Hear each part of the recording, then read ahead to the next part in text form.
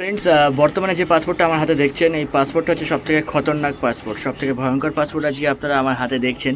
এই পাসপোর্ট নিয়ে আপনারা যে কোনো দেশে যান 197 কান্ট্রির মধ্যে যে কোনো দেশে যান, যতই আপনার ট্রাভেল হিস্ট্রি থাকুক না কেন, সবথেকে ভয়ঙ্কর পাসপোর্ট হচ্ছে বর্তমানে এটি। যে পাসপোর্ট দেখলে আপনাকে নিয়ে চলে যাওয়া হয় অন্য একটি রুমের মধ্যে, অন্য একটি রুমে আপনাকে বসানো হয় এবং সেখানে আপনার পুছতাছ করানো হয় এবং সেখানে আপনার ডিটেলস চাওয়া হয়।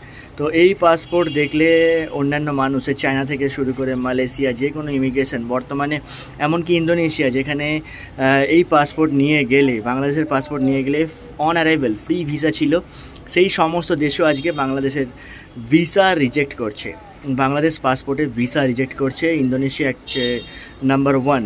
ইন্দোনেশিয়া বালিতে আপনারা যারা যেতে চাচ্ছেন তাদেরও এখন বর্তমানে ভিসা রিজেক্ট হচ্ছে। এছাড়া আপনার যদি 100 কান্ট্রিও ঘোরা থাকে, আপনি অন্য কোনো নতুন কান্ট্রিতে আপনি অ্যাপ্লাই করলে সেখানেও আপনার ভিসা রিজেক্ট হওয়া বাধ্যতামূলক। তো বর্তমানে এর জন্য কারা দায়ী? দর্শক বন্ধুরা, আপনারা এই ভিডিওতে কমেন্ট করে আমাকে জানান এর জন্য কারা দায়ী, কাদের জন্য বর্তমানে এই বাংলাদেশি পাসপোর্ট হোল্ডারদের এত হয়রানির মধ্যে হতে হচ্ছে।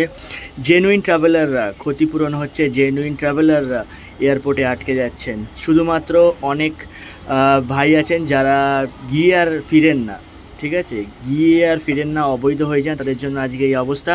এমনকি বাংলাদেশে এই পাসপোর্ট হোল্ডাররা মালদ্বীপে গিয়েও আর আসতে চান না, মালদ্বীপে গিয়েও তারা অবৈধ হয়ে যাচ্ছে। তাহলে ভাবুন যে কতটা অবস্থা খারাপ। শ্রীলঙ্কাতেও এখন অবস্থা খারাপ এই বাংলাদেশ পাসপোর্ট হোল্ডারের জন্য। মানে এশিয়ার ছোট ছোট কান্ট্রি যাদের অবস্থা বাংলাদেশের থেকেও অবস্থা খারাপ, সেই সব কান্ট্রি আজকে বাংলাদেশের এই পাসপোর্টের ভিসা রিজেক্ট করছে। তাহলে ভাবুন অবস্থাটা কোথায় গেছে।